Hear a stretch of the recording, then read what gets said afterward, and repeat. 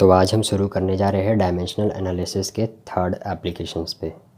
पिछले एप्लीकेशंस में हम लोगों ने देखा था कि किस तरीके से फ़िज़िकल क्वांटिटीज़ के बीच में रिलेशंस रहती हैं, और अब उससे पहले हम लोगों ने फर्स्ट जो एप्लीकेशन इसका था उसमें हम लोगों ने देखा था कि किस तरीके से इक्वेशन की करेक्टनेस को हम लोग चेक कर सकते हैं डायमेंशनल एनालिसिस में। तो चलिए अब हम अपने थर्ड एप्लीकेशन पे बढ़ते हैं, और थर्ड एप्लीकेशंस में हम लोग ये जानेंगे कि किस तरीके से डायमेंशंस का मदद करके किसी एक यूनिट में जो गिवन वैल्यू रहेगी उस गिवन वैल्यू को हम लोग दूसरे यूनिट में कैसे निकालेंगे, कैसे कन्वर्ट करेंगे। तो चलिए देखते हैं। To convert a physical quantity from one system of unit to another, यानी कि एक सिस्टम ऑफ यूनिट से दूसरे यूनिट में कैसे कन्वर्ट करेंगे, और हम लोग ये डायमेंशंस की मदद से करेंगे। तो सबसे पहला देखिए आता है, अगर हम बात करें conversion of acceleration due to gravity g small g from SI unit to CGS unit, यानी कि एक्सेलरेशन ड्यू टू ग्रेविटी है, यानी जी मैंने बताया था कि ये एक फिक्स्ड वैल्यू होती है। जो हम लोगों पे एक्सेलरेशन ड्यू टू ग्रेविटी यानी कि अर्थ के रिस्पेक्ट में जो हम लोग एक्सेलरेशन फील कर रहे हैं वही स्मॉल जी होता है, और वो एक फिक्स्ड वैल्यू होती है जो कि सभी लोग फील करते हैं। तो ये एक्सेलरेशन जो फील हो रहा है ये वैल्यू एसआई यूनिट में कितनी होगी और सीजीएस यूनिट में कितनी होगी, ये हम लोग देखेंगे। एसआई यूनिट में वैल्यू गिवन रहेगी, कोई एक यूनिट में वैल्यू गिवन रहेगी और दूसरे यूनिट में वैल्यू उसको निकालना होगा। तो इसका देखिए एक फार्मूला ये होता है n1 into dimension equals to n2 into dimensions, यानी कि एसआई यूनिट में हम लोग n1 इंटू डायमेंशंस करेंगे और सीजीएस यूनिट में n2 इंटू डायमेंशंस, यानी डायमेंशंस उस डायमेंशंस के एक्सेलरेशन के डायमेंशंस को हम लोग एक्सेलरेशन की वैल्यू जो फर्स्ट वैल्यू रहेगी उससे मल्टीप्लाई कर देंगे, और सीजीएस यूनिट में जो उसके डायमेंशंस रहेगी उसकी वैल्यू हम लोग रखेंगे और उसको हम लोग n2 से मल्टीप्लाई कर देंगे, और n2 हम लोग को वैल्यू मिल जाएगी वो सीजीएस यूनिट में उस एक्सेलरेशन ड्यू टू ग्रेविटी की। तो यहाँ पे n1 जो है वो numerical value in one system of unit और n2 है numerical value in other system of unit. SI system में इन एसआई यूनिट देखिए n1 की जो वैल्यू होती है यानी acceleration due to gravity g की वैल्यू होती है वो होती है 9.8 मीटर पर सेकंड स्क्वायर। ये वैल्यू होती है दोस्तों, ये होती है एक्सेलरेशन ड्यू टू ग्रेविटी की वैल्यू। अब इस वैल्यू को हम लोग सीजीएस यूनिट में ये कितनी होगी ये हम लोग देखेंगे। तो देखिए फार्मूले के हिसाब से पहले एसआई यूनिट का हम लोग एक साइड लिखेंगे, फिर सीजीएस यूनिट का, left hand side SI unit और right hand side CGS unit. तो एसआई यूनिट का देखिए वैल्यू n1 रख देंगे हम लोग 9.8, और इसका जो एक्सेलरेशन का डायमेंशंस होता है वो LT-2 equals to n2 acceleration का डायमेंशंस LT-2। देखिए जो इसमें 9.8 आ जाएगा, और लेंथ का जो होता है वो होता है यूनिट मीटर। तो मीटर इसको कन्वर्ट कर देंगे, डायमेंशंस को हम लोग सेपरेट कर लेंगे ताकि हम लोगों का कैलकुलेशंस आसान हो, और ये सारी चीज़ें मल्टीप्लिकेशन में हैं।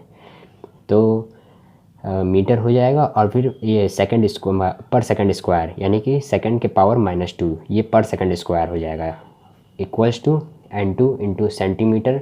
सेंटीमीटर इसलिए क्योंकि हम लोग राइट हैंड साइड सीजीएस वाली वैल्यूज़ लिख रहे हैं, तो सीजीएस में जो लेंथ की यूनिट होती है वो होती है सेंटीमीटर। सेंटीमीटर इंटू पर सेकंड स्क्वायर, टाइम की यूनिट सेकंड में सीजीएस यूनिट में, चाहे भी फिर भी किसी भी यूनिट में किसी भी सिस्टम में आपकी जो टाइम की यूनिट होती है वो सेकंड ही होती है। तो पर सेकंड स्क्वायर यहाँ पे भी आ जाएगा, पर सेकंड स्क्वायर दोनों साइड कैंसिल हो जाएगा। यहाँ से जो हम लोगों की वैल्यू आएगी वो होगी देखिए 9.8 इंटू, अब मीटर को हम लोग सेंटीमीटर में कन्वर्ट कर लेंगे क्योंकि हमें सीजीएस में चाहिए वैल्यू। तो सीजीएस में फाइंड करने के लिए सब चीज़ सीजीएस में रहना चाहिए।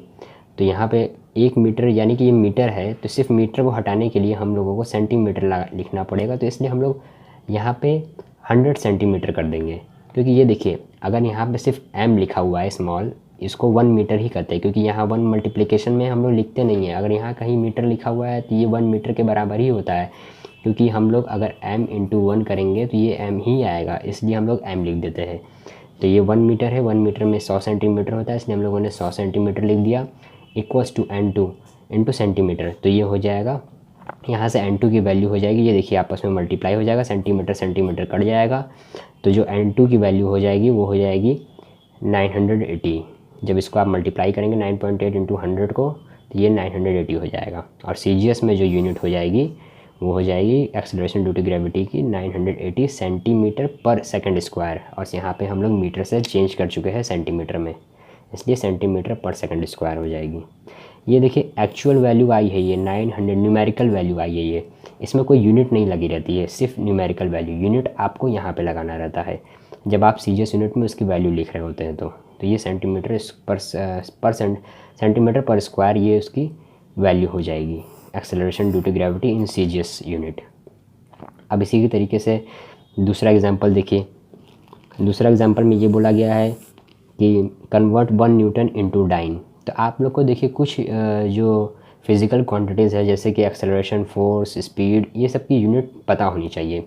SI यूनिट में आपको इन सब की यूनिट कुछ दिमाग में बैठी रहनी चाहिए, और ये कोई रटने वाली चीज़ नहीं है। आगे जब आप करते जाएंगे, पढ़ते जाएंगे, तो ये आपको अपने आप दिमाग में आ जाएगी। तो इसमें देखिए SI यूनिट, देखिए न्यूटन जो यूनिट होती है वो हमेशा SI यूनिट में होती है, इसको SI यूनिट में कंसिडर किया जाता है जो फोर्स की। और ये जो न्यूटन है ये है फोर्स की यूनिट, फोर्स की यूनिट होती है न्यूटन। इसी तरीके से CGS यूनिट में होती है डाइन। तो अगर आपको यहाँ पे न्यूटन और डाइन लिखा रहेगा, दोनों में से आपको नहीं पता कि कौन सी CGS यूनिट है, तो अगर आपको ये पता है कि SI यूनिट कौन सी है, तो आप दूसरी CGS यूनिट उसको बता सकते हैं। ये आपको एक चीज़, इसलिए एक चीज़ आपको ध्यान में रहनी चाहिए। नहीं ध्यान में तो कोई बात नहीं, अभी हम लोग सीख रहे हैं। तो देखिए ये SI यूनिट वाली हो गई है, ये CGS यूनिट वाली हो गई है। वही formula N1 into dimensions in SI unit equals to N2 into dimensions in CGS unit. सभी को उसी तरीके से लिख देंगे। 1 ये हो जाएगा मास का किलोग्राम, लेंथ का मीटर, टाइम का सेकंड। इसी तरीके से N2 और N1 की वैल्यू यहाँ पे 1 है क्योंकि 1 न्यूटन लिए गई है। इसी तरीके से मास का ग्राम हो जाएगा CGS में, लेंथ का सेंटीमीटर, और ये हो जाएगा पर सेकंड स्क्वायर। फिर उसके बाद दोस्तों हम लोग यहाँ पे किलो हम लोग को CGS में चाहिए, यानी कितनी डाइन होगी, 1 न्यूटन कितनी डाइन के बराबर होगी, ये चाहिए हम लोग को। तो इसके लिए हम लोग सीधी सी ये 100 ग्राम कर देंगे, और ये 100 ग्राम क्योंकि हम लोग को CGS में चाहिए इसलिए हम लोग किलोग्राम को ग्राम में करेंगे, मीटर को सेंटीमीटर में करेंगे। तो ये 1 किलोग्राम 1000 ग्राम, 1 मीटर 100 सेंटीमीटर, पर सेकंड स्क्वायर कट गया, ग्राम ग्राम दोनों जगह से कट गया, ये आ जाएगा 10 to the power 5। 10 to the power 5 यानी कि 1 2 3 4 5 0 लगी हुई है। ये देखिए नंबर फॉर्म है, इसी को पावर फॉर्म में लिख दिया गया है इस तरीके से, और जितनी ज़ीरो होती हैं उतनी पावर लग जाती हैं। ये एक तरीका होता है, ये बेसिक चीज़ें हैं जो कि मैं आपको साथ में बताया जा रहा हूँ ताकि आगे आपको किसी भी तरीके की कन्फ्यूज़न ना हो कि ये क्या लिखा है। तो ये 10 टू द पावर 5 हम लोग इसको पढ़ेंगे। अब हम लोग अपने थर्ड एग्जाम्पल पे पढ़ते हैं। हाँ तो दोस्तों इसकी मैं ये बता दूँ कि ये जो 10 टू द पावर 5 आई है ये हो जाएगी CGS यूनिट में, जो 1 न्यूटन की वैल्यू हो जाएगी वो 10 टू द पावर 5 डाइन हो जाएगी बस। तो अब हम लोग थर्ड एग्जाम्पल पे बढ़ते हैं। थर्ड एग्जाम्पल पे बढ़ने से पहले मैं आपको ये भी बताना चाहूँगा कि जैसे आपने ये समझा कि न्यूटन फोर्स की यूनिट होती है, तो आपको ये फोर्स का डायमेंशंस याद होना चाहिए ताकि आप इस क्वेश्चन को सॉल्व कर सकें। डायमेंशंस याद करने की ज़रूरत नहीं है, फोर्स के आप फार्मूले की मदद से ही डायमेंशंस को निकाल सकते हैं। फोर्स का फार्मूला होता है मास इंटू एक्सेलरेशन, ये हो जाएगा मास का डायमेंशंस m होता है और एक्सेलरेशन का डायमेंशंस होता है L-T-2। तो ये दोनों आपस में मल्टीप्लिकेशन में यानी कि ये ऐड हो जाएगा, आपस में मतलब साथ में लिखा सकता है इस तरीके से, ये mL-T-2 हो जाएगा फोर्स का डायमेंशन।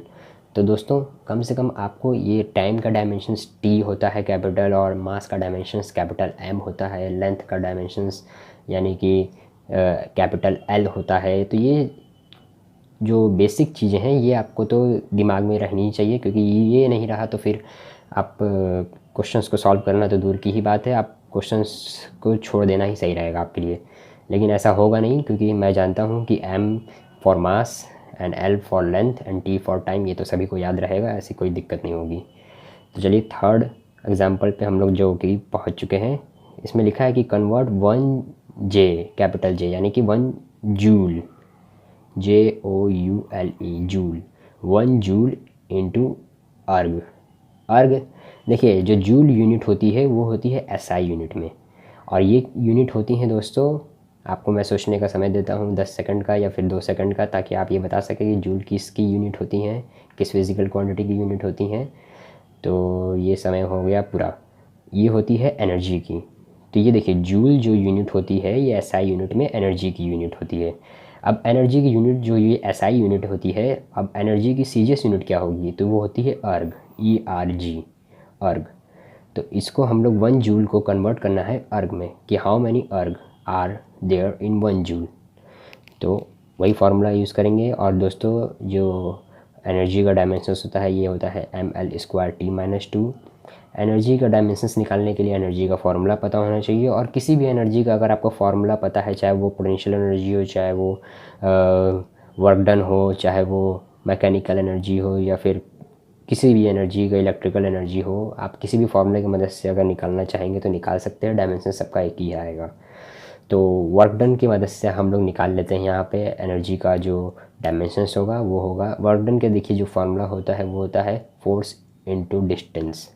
फोर्स का फार्मूला होता है mL/T-2, और डिस्टेंस का होता है लेंथ। तो ये L हो जाएगा, तो mL²T-2 ये हो जाएगा वर्क डन का फार्मूला, और वर्क डन ही होता है एनर्जी के बराबर। तो यहाँ से हम लोगों ने डायमेंशंस निकाल लिया वर्क डन का, जो कि एनर्जी का निकाल लिया डायमेंशंस। तो एनर्जी का डायमेंशंस को हम लोग रख देंगे दोनों तरफ। अब जो देखिए यहाँ पे चेंजेस होने वाले हैं वो होने वाले हैं सीजीएस और एसआई यूनिट में। तो एसआई यूनिट में N1 की वैल्यू हो जाएगी 1, क्योंकि 1 जूल, और एसआई यूनिट में जो मास होता है वो किलोग्राम होता है। लेंथ मीटर स्क्वायर हो जाएगा, क्योंकि L² है, टाइम पर स्क्वायर, तो ये सेकंड पर स्क्वायर हो जाएगा। N2 ग्राम सेंटीमीटर स्क्वायर और पर सेकंड स्क्वायर। यहाँ से देखिए हम लोग सीजीएस में निकालने के लिए ग्राम ग्राम सब जगह कर देंगे, ग्राम ग्राम कट जाएगा। और यहाँ पे हम लोग 10⁻, देखिए जो ये मीटर स्क्वायर है ये 10⁻³ का यहाँ पे स्क्वायर हो जाएगा, और ये हो जाएगा आपका यहाँ से देखिए जो मीटर है ये होता है 100 सेंटीमीटर। तो 100 × 100 ये हो जाएगा कितना आपका 100 × 100 सेंटीमीटर हो जाएगा आपका 10,000 सेंटीमीटर। तो 10,000 सेंटीमीटर को हम लोग लिख सकते हैं क्या, 10,000 सेंटीमीटर को हम लोग लिख सकते हैं 10⁴ सेंटीमीटर स्क्वायर। और जो किलोग्राम है मास का हो जाएगा किलोग्राम, तो 10⁻³ हम लोग ग्राम लिख सकते हैं। देखिए 1000 आपको ग्राम लिखने की ज़रूरत नहीं है, आप 1000 में 3 0 होते हैं, इसलिए उसको पावर फॉर्म में 10⁻³ किलोग्राम लिख सकते हैं। तो यहाँ से किलोग्राम को ग्राम में कन्वर्ट करिए और मीटर स्क्वायर को सेंटीमीटर स्क्वायर में कन्वर्ट करिए। जब ये दोनों आपस में कन्वर्ट हो जाएंगे तो दोनों तरफ से ग्राम सेंटीमीटर स्क्वायर कट जाएंगे। N2 की जो वैल्यू आएगी वो आएगी 10⁻7, और ये आएगी कैसे, देखिए 10⁻³ जो आपकी वैल्यू आई है वो किलोग्राम वाली है, इंटू 10⁻4 ये आएगी आपकी मीटर स्क्वायर से सेंटीमीटर स्क्वायर में। और ये दोनों जब बेस सेम है तो पावर ऐड हो जाएगा, 3 + 4 7, 10⁻7। N2 की वैल्यू न्यूमेरिकल वैल्यू आ जाएगी 10⁻7, यानी कि 1 जूल इक्वल्स टू 10⁻7 अर्ग। ये हो जाएगी आपकी सीजीएस यूनिट में अर्ग, यानी कि जूल से अर्ग में जो आपकी एनर्जी की वैल्यू मिल जाएगी।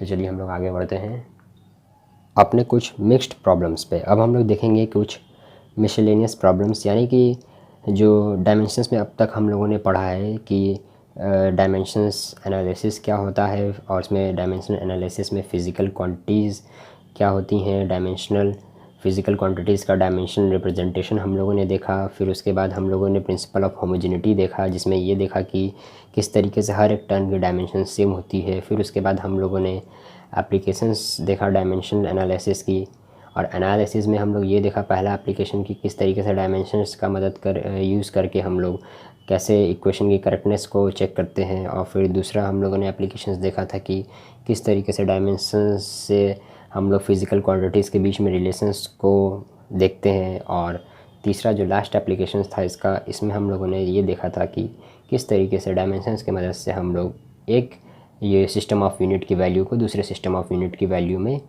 पाएंगे।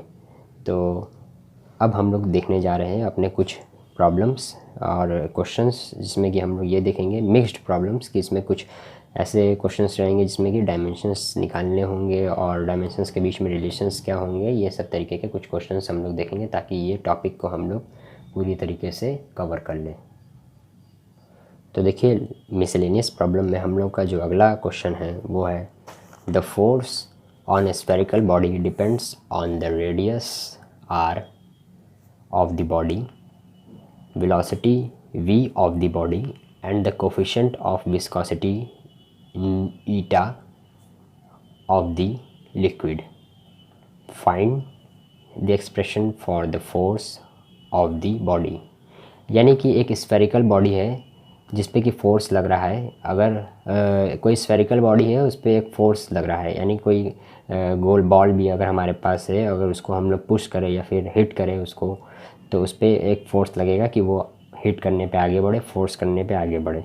और उस जो बॉडी यानी कि बॉल जो रहेगी उसका जो रेडियस होगा वो होगा आर। रेडियस यानी कि सर्कल है, उसका सेंटर से जो किसी पॉइंट, सर्कल के पॉइंट तक का जो डिस्टेंस होता है वो होता है रेडियस आर। तो ये उसकी रेडियस पे डिपेंड करेगा। अगर उसका रेडियस बड़ा होगा यानी कि अगर बॉल बड़ा होगा तो उस पर फोर्स ज़्यादा लगाना पड़ेगा ज़्यादा दूर तक मारने के लिए, इसलिए ये इस पर डिपेंड कर रहा है। और दूसरा वेलोसिटी ऑफ द बॉडी, यानी कि जो हमारे पास बॉल रहेगा उसकी स्पीड पे भी डिपेंड करेगा फोर्स, क्योंकि अगर हम तेज़ फोर्स लगाएंगे तो वो तेज़ी से आगे बढ़ेगा, धीरे फोर्स लगाएंगे तो धीरे से आगे बढ़ेगा। और तीसरा डिपेंड कर रहा है कोफिशिएंट ऑफ विस्कोसिटी।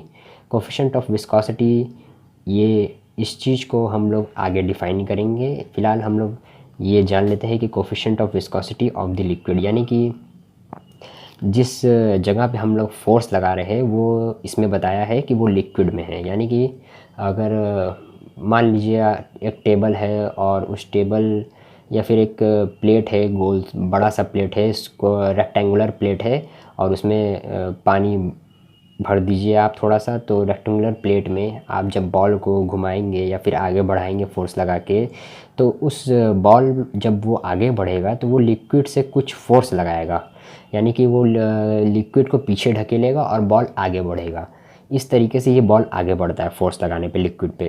तो ये जो आपस में इन दोनों के बीच का जो फोर्स है, बॉल जो लिक्विड पे फोर्स लगा रहा है आगे बढ़ने के लिए, वो फोर्स की जो वैल्यू होती है, उस फोर्स को नापने के लिए उस फोर्स की जो क्षमता होती है कि कितनी क्षमता से वो आगे बढ़ रहा है उस लिक्विड पे, वो होता है कोफिशिएंट ऑफ विस्कोसिटी उस लिक्विड की, कि उस लिक्विड की क्या कोफिशिएंट ऑफ विस्कोसिटी। अगर लिक्विड की कोफिशिएंट ऑफ विस्कोसिटी ज़्यादा है तो यानी कि हमें ज़्यादा फोर्स लगाना पड़ेगा, तभी वो लिक्विड पे फोर्स बॉल लगाएगा ज़्यादा, तभी वो आगे ज़्यादा बढ़ पाएगा।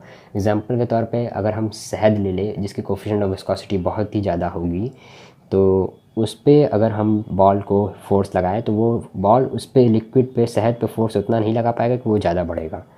तो ये होती है coefficient of viscosity.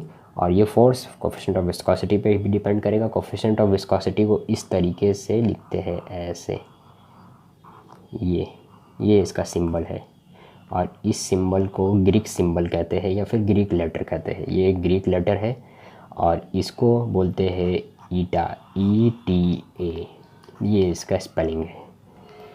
Find the expression for the force of the body, यानी कि हमें फोर्स का एक्सप्रेशन निकालना है। सिंपली हम लोगों ने इस तरीके के क्वेश्चन को कर चुका है और देखा है कि किस तरीके से आपस में फिजिकल क्वांटिटीज़ के बीच में रिलेशंस को हम लोगों को फाइंड करना है इसमें। तो देखिए फोर्स डिपेंड कर रहा है रेडियस ऑफ द बॉडी और वेलोसिटी ऑफ द बॉडी और coefficient of viscosity of the liquid. तो रेडियस पे पावर A हो जाएगा, वेलोसिटी पे पावर B हो जाएगा, ईटा पे पावर C हो जाएगा। इसी तरीके से देखिए अब हम लोग फोर्स का जो डायमेंशंस होता है दोनों तरफ रख देंगे, left hand side right hand side. Proportionality of constant को हटा देंगे। प्रोपोर्शनलिटी ये डायरेक्टली डिपेंड कर रहा है तो इसलिए हम लोग डायरेक्टली यहाँ पे बोल रहा है कि डिपेंड कर रहा है, ये नहीं बोल रहा है कि इन्वर्सली डिपेंड कर रहा है या फिर उल्टा डिपेंड कर रहा है। तो इसलिए हम लोग डायरेक्टली ही प्रोपोर्शनल साइन, ये जो प्रोपोर्शनल साइन है ये सीधे सीधे लिखा हुआ है, यानी कि न्यूमरेटर पे डिपेंड कर रहा है। तो ये सीधे ये आपका जो प्रोपोर्शनलिटी का साइन लगेगा वो ऐसे। अगर ये न्यूमरेटर डिनोमिनेटर पर डिपेंड कर रहा होता तो कुछ ये इस तरीके से लिखा होता, फोर्स अपॉन R पे पावर A और V पे पावर B और ईटा पे पावर C। ये कहने का मेरा मतलब था, ये इन्वर्सली डिपेंड होता है, यानी कि ये डिनोमिनेटर पर डिपेंड कर रहा है फोर्स। तो यहाँ पे कुछ बोला नहीं है कि किस पे डिपेंड कर रहा है, और कभी भी क्वेश्चन में अगर नहीं बोला रहेगा कि ये यूनिवर्सली डिपेंड कर रहा है या फिर किस तरीके से डिपेंड कर रहा है, तो आप हमेशा सभी चीज़ों को न्यूमरेटर पर डिपेंडेंट करके लिखेंगे।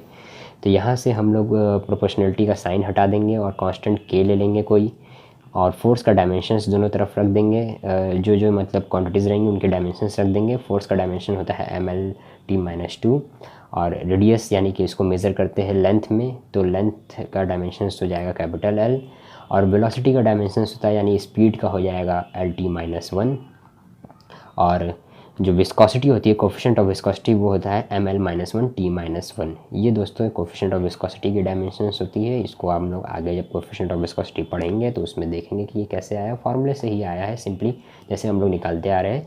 तो देखिए यहाँ से हम लोगों को जितने भी डायमेंशंस के अलग अलग जो क्वांटिटीज़ हैं उन सबको एक साथ करके पावर में लिख लेंगे। तो L पे power A plus B minus C, क्योंकि यहाँ पे -1 था, और यहाँ पे T पे पावर -B और -C, और M पे पावर सिर्फ C, क्योंकि M सिर्फ एक ही में आया है इसलिए M पे पावर C जाएगा।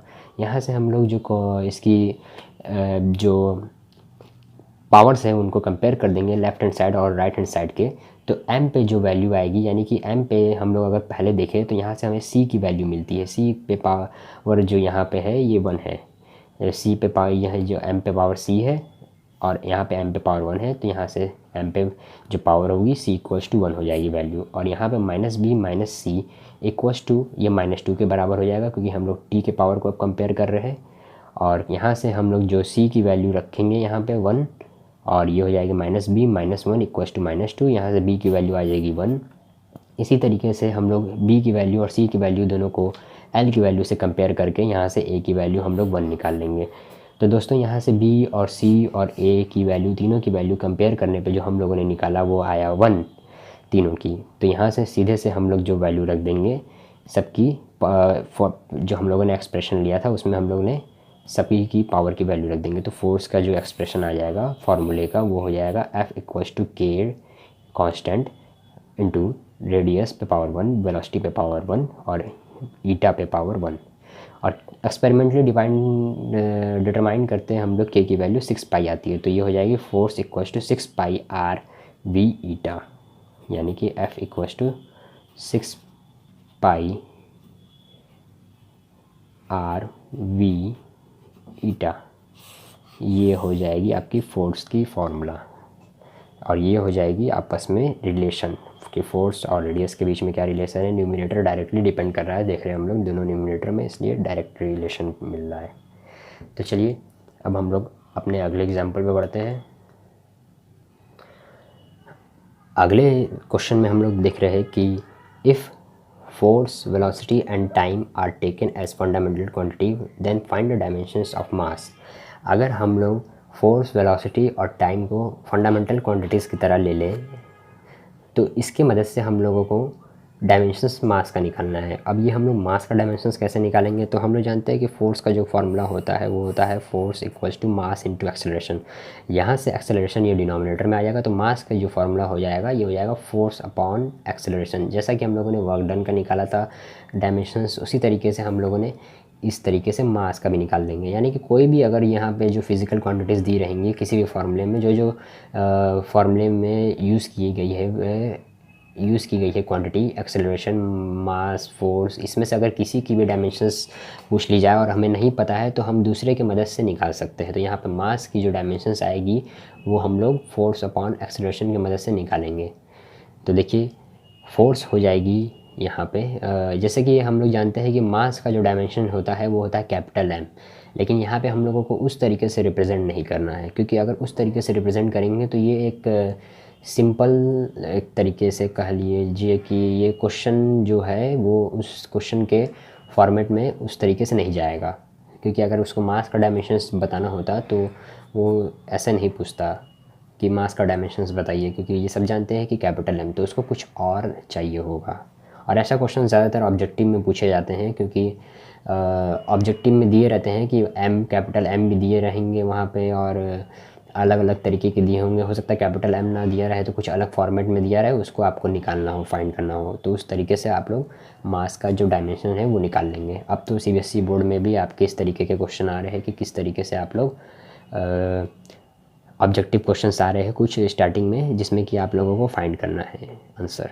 तो देखिए यहाँ से मास हो जाएगा फोर्स अपॉन एक्सेलरेशन। एक्सेलरेशन की जो वैल्यू होती है वो होती है स्पीड अपॉन टाइम।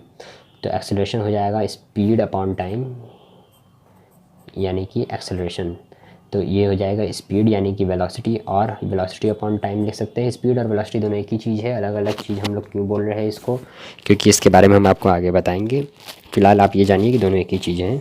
अभी जैसा कि अब चलते जा रहे हैं हम लोग, तो ये हो जाएगा एक्सेलरेशन की वैल्यू रख दीजिए v, और ये अपॉन t हो तो ये t न्यूमरेटर में चला जाएगा, और यहाँ से जो आ जाएगी आपकी वैल्यू वो हो जाएगी f t, और v को ऊपर ले जाके लिखना है तो v पे पावर -1, क्योंकि डायमेंशंस को हम लोग जब भी रिप्रेजेंट करते हैं तो डिनोमिनेटर में नहीं रिप्रेजेंट करते हैं। चाहे जो भी क्वांटिटीज डिनोमिनेटर में आ रही हो सभी को हम लोग न्यूमरेटर में करके लिखते हैं, चाहे हमें पावर माइनस भी क्यों ना लेना पड़े। तो ये मास का जो डायमेंशंस आएगा इस फॉर्मेट में, फंडामेंटल क्वांटिटीज़ के फॉर्मेट में ये आएगा f t और v-1, v पे पावर -1। अगला जो एग्जांपल है वो है if power acceleration due to gravity and mass are taken as fundamental quantity then find the dimension of length. Same उसी तरीके से हम लोगों को निकालना है। अगर हम बात करें कि यहाँ पे जो लेंथ का डायमेंशन है वो क्या आएगा, देखिए यहाँ पे जो लेंथ है वो डिपेंड कर रहा है आपका किस चीज़ों पे। अब यहाँ पे ये देखिए, यहाँ पे तो फंडामेंटल क्वांटिटीज़ हम लोगों को, अगर हम लोगों को पता ही नहीं है कि लेंथ का फॉर्मूला क्या होगा, तो हम लोग एक काम कर सकते हैं इस केस में। जैसे पिछले वाले केस में हम लोग को पता था कि force equals to mass into acceleration होता है, लेकिन हम लोगों को यहाँ नहीं पता है कि क्या लेंथ का फॉर्मूला होगा, या फिर कौन सा ऐसा फॉर्मूला जिसमें लेंथ आ जाए। तो हम लोग क्या करेंगे कि लेंथ को हम लोग एक फंडामेंटल क्वांटिटीज़ की तरह ले लेंगे और उसको बाकी जितनी क्वांटिटीज़ दी रहेंगी उस पर डिपेंडेंट कर देंगे। यानी length is directly proportional to power पे पावर a और एक्सेलरेशन ड्यू टू ग्रेविटी पे पावर b और मास पे पावर c। इस तरीके से हम लोग पावर और एक्सेलरेशन और मास का डायमेंशंस रख देंगे। पावर यानी कि वर्क डन अपॉन टाइम होता है, इसकी फार्मूला होता है, पावर का फार्मूला होता है work done upon time, work done का होता है यानी एनर्जी, एनर्जी का फार्मूला लिख देंगे, उसका डायमेंशंस एनर्जी का हो जाएगा ml² t-2, और यहाँ पे t टाइम ये ऊपर चला जाएगा तो ml² t-3 हो जाएगा। इस पे पावर a, पावर का ये जो डायमेंशंस हो जाएगा, और एक्सेलरेशन ड्यू टू ग्रेविटी यानी कि एक्सेलरेशन का जो डायमेंशन t-2, और मास का कैपिटल M। यहाँ से हम लोग पावर को कंपेयर करेंगे। लेंथ यहाँ पे देखिए, लेंथ का डायमेंशंस L होता है कैपिटल, तो यहाँ पे L पे पावर 1, बाकी सब पे पावर हम लोगों ने 0 ले लिया है क्योंकि हम लोगों को कंपेयर करना है L और TB और MB, तो इसलिए हम लोगों ने ये कर लिया। यहाँ से हम लोग जब दोनों इक्वेशंस को कंपेयर, पावर को कंपेयर करेंगे तो हमें ये दो इक्वेशंस मिलेंगी। इस इक्वेशंस को हम लोगों को सॉल्व करने के लिए यहाँ पे इसको सिंप्लीफाई करना पड़ेगा। ऐसे कोई A और B में से हम लोगों को ऐसा कुछ करना पड़ेगा कि हम लोग को दोनों इक्वेशंस में A की वैल्यू या फिर B की वैल्यू जो लगी हुई है कोफिशिएंट्स, यानी कि जो इसके साथ नंबर लगी हुई हैं इसी को कोफिशिएंट कहते हैं, तो ये कोफिशिएंट्स जो है दोनों में एक बराबर हो जाए, चाहे A का चाहे B का। तो हम लोग ऊपर वाले इक्वेशन में 2 से मल्टीप्लाई कर देंगे तो ये 4A + 2B हो जाएगा, और यहाँ पे देखिए 2B और यहाँ पे नीचे -2B, दोनों का ये जो B की कोफिशिएंट है बराबर हो गई है। तो यहाँ से इन दोनों इक्वेशंस को हम लोग को ऐड कर देंगे तो ये कट जाएगा, +2B -2B यहाँ, और ये 4A - 3A यानी कि A हो जाएगा, और यहाँ 2 + 0 यानी कि 2 हो जाएगा। तो A की वैल्यू यहाँ से आ जाएगी 2। बाकी उस इक्वेशन में हम लोग A की वैल्यू रख देंगे तो यहाँ से हम लोगों की B की वैल्यू आ जाएगी -3, और इसी तरीके से जब हम लोग A की वैल्यू की मदद से C की वैल्यू निकाल लेंगे जो कि आ जाएगी -2। तो यहाँ से जो लेंथ का जो डायमेंशंस आएगा वो आएगा पावर पे पावर P पे पावर 2 और G पे पावर -3 और M पे पावर -2। ये हो जाएगी लेंथ की फार्मूला, यानी कि ये लेंथ का फार्मूला आएगा, इसी को हम लोग को डायमेंशंस में रिप्रेजेंट कर देना है, डायमेंशन लगा के बस। यही दोस्तों होता है डायमेंशंस निकालने का अलग तरीका, जो कि हम लोगों को रिप्रेजेंट करना है फंडामेंटल क्वांटिटीज़ में। यहाँ पे हम लोग डायमेंशंस को रिप्रेजेंट कर रहे हैं उनके डायमेंशनल रिप्रेजेंटेशन में नहीं, डायमेंशनल एनालिसिस में नहीं रिप्रेजेंट कर रहे हैं, डायमेंशन को रिप्रेजेंट कर रहे हैं फंडामेंटल क्वांटिटीज़ में। क्योंकि वो फंडामेंटल क्वांटिटीज़ ही दी रही थी, उसी की मदद से हम लोगों ने डायमेंशंस को निकाला है, ना कि डायमेंशंस दी हुई थी और डायमेंशंस को निकाला है। तो चलिए अब हम लोग की ये डायमेंशंस एनालिसिस की जो टॉपिक है वो हम लोगों ने पूरी कवर कर ली है। अब हम लोगों ने डायमेंशंस को पूरा कंप्लीट कर लिया है। आगे हम लोग अब देखेंगे इसके लास्ट टॉपिक को, यानी कि डायमेंशन एनालिसिस की लास्ट टॉपिक को। और इस एनालिसिस की लास्ट टॉपिक में हम लोगों ने ये जानना है कि बस इसकी लिमिटेशंस क्या होंगी, यानी कि इसके ड्रॉबैक क्या होंगी, यानी कि किन जगहों पे हम लोग डायमेंशंस का यूज़ करेंगे तो वो फेल्ड हो जाएगा, यानी कि वहाँ साथ नहीं देगा।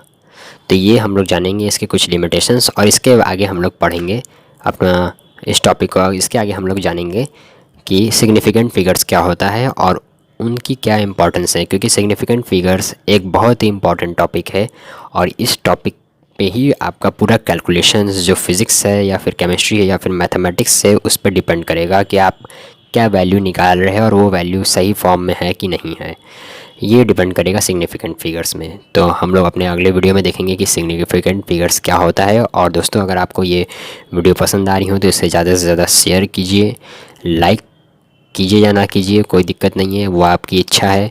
और सब्सक्राइब तो ज़रूर कीजिएगा ताकि मुझे अगला वीडियो बनाने में, आपके लिए इस तरीके की और भी अच्छी अच्छी वीडियोज़ लाने में ताकि मैं उसे जल्दी से जल्दी लेके आऊँ। और यदि आपको कोई और टॉपिक चाहिए या फिर किसी और चैप्टर पे वीडियो चाहिए तो आप वो भी बताइए। वैसे मैं ये 11th की सारे चैप्टर्स मैं अब कवर करने वाला हूँ। यूनिट्स एंड मेजरमेंट के बाद जो इसके नेक्स्ट चैप्टर आएगी वो मैं कवर करूँगा।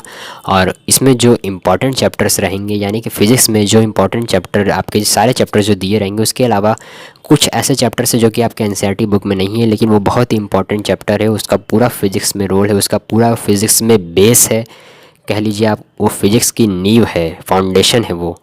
तो वो आपको बहुत जानना ज़रूरी है, क्योंकि वो नहीं जानेंगे तो आप फिज़िक्स के क्वेश्चंस को नहीं समझ पाएंगे, उसके एक्सप्रेशंस को नहीं समझ पाएंगे, फार्मूले के रिप्रेजेंटेशन को नहीं समझ पाएंगे। और ये कुछ चैप्टर्स वो भी मैं लूँगा ताकि आपको ये बेसिक्स की जो समस्या है वो दिक्कत ना आए। तो दोस्तों, मैं जो मेहनत कर रहा हूँ उसके लिए एक सब्सक्राइब ज़रूर कीजिएगा और इसे शेयर कीजिए। Thank you.